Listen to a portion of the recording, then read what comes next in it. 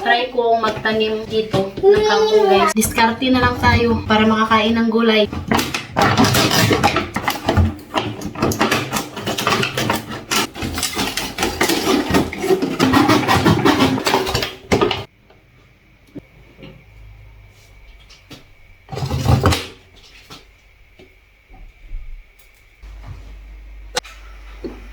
So, ito na guys, oh.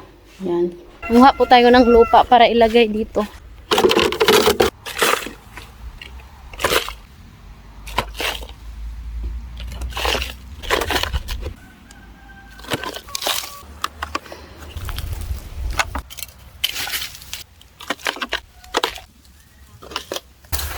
Kuha na tayo ng lupa na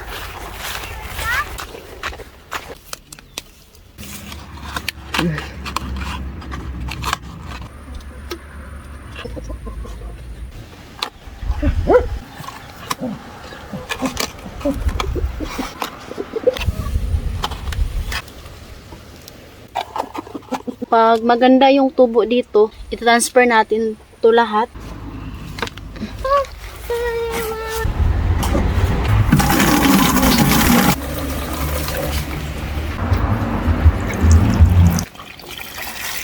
Pwede natin tong isabit.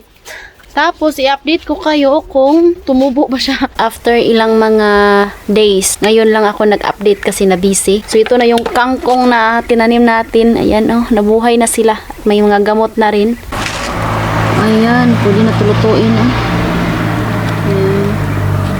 Nabuhay na talaga sila. Dito.